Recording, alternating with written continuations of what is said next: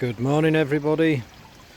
I'd just like to do a little video on something that hopefully will help people who are just starting out in water features, ponds, koi ponds especially, and some of the mistakes that I've made, and therefore if I mention these on a video you might be able to avoid them yourself.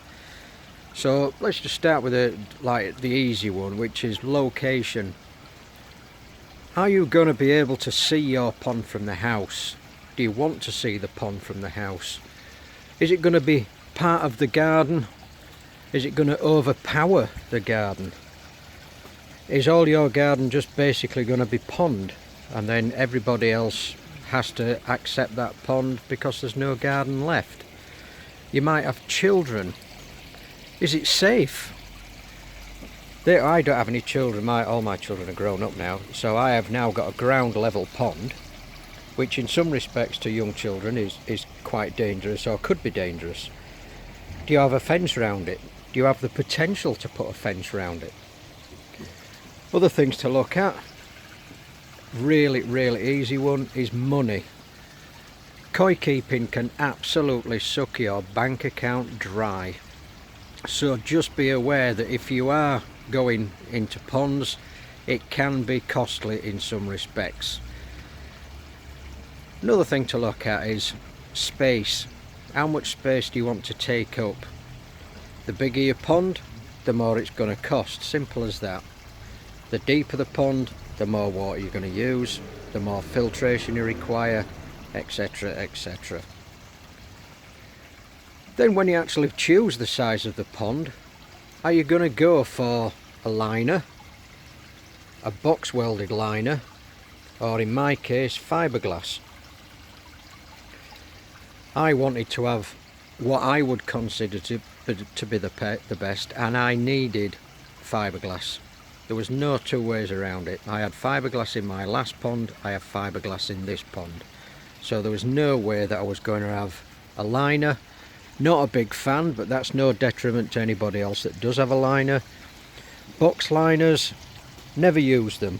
They do look okay, and if they work, then so be it, no problem. After that we go on to, well, what basically my biggest eyesore is this shower. I call it clutter. I don't like to see pipe work, I don't like to see pipes going into ponds, I don't like to see pumps in ponds, but again, money and restrictions like that will force you into doing that. When I've actually got the greenhouse built, which is going to be sited on top of this filter pit, I am going to hide this shower behind the side of the greenhouse so it won't be seen. Then you've got digging out. Have you got to dig out so much? Have you got to dig out more than you need? You've got to refill it, you've got to put the spoil somewhere. Have you got anywhere else in your garden that you can put it? Filtration. Sorry about jumping backwards and forwards, but I'm trying to read this off my little notes and my spelling is awful. So filtration, this is my filter pit. I don't even like that. That's a bit of an eyesore. I built this filter pit for 2 easy pods, and within a couple of days I realised it's simply not big enough. So that leads me to space again. Can you actually get round your pond? Can you get to all aspects of it for maintenance, sorting your fish out, cleaning it? Can you do that? I'm quite fortunate because I can, but our garden is quite some size. Then we talk about just filters in particular. Can you overfilter a pond? So many people that I've known for a lot of years have said no, you can't overfilter a pond, but you must get the correct size filter.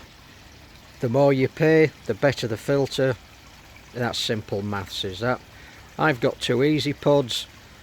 Poor James the Koi Whisperer had a shocking time with an easy pod. His were an automatic. I don't have that, I just have the bog standard ones, and they've been no issue. I did have issue with fines, and Martin from Devon Koi sorted me out by using filter wool in the shower, and that has now worked perfect. Then getting your water in and out. I've got a bottom drain. I wouldn't have anything else apart from a bottom drain, and that's just me. And then you've got inlets and outlets. You can get your water out and into your filter, but how do you put it back? I've got an upper pond, which is just basically a water garden, so that's got a return in it, and my second return is through the shower. I also have a third return just in the corner underneath the shower lip, which I can use for future prospects. I would suggest that if you build a pond, put more outlets in and inlets than you actually need and cap them off, because somebody in the future is going to invent something that we've never seen before, and one of us is going to want to buy it, and that's probably me. Then you've got algae growth. Have you got control over your algae growth? If not, is your pond in bright sunshine? Can it be covered? Can you put a pergola over the top, a little bit of netting just to provide a bit of shade and take the weight off your filters? Expansion. No doubt that you've built a pond, sat back one day and thought, I want this bigger, I want it deeper, I want it longer. Have you considered expansion? Have you considered making your filter pit larger for more filters? I'm fortunate because I can actually make this pond deeper, but because of the water table I couldn't make it deep to start off, so this is only 4 foot. So there you go, that's just a few things to consider when building ponds. I have made loads of mistakes and will continue to do so, and hopefully this information might stop you from making the same mistakes as I have. So, have a nice day, catch you on the next one, according to James the Koi Whisperer. Good old boy. Bye.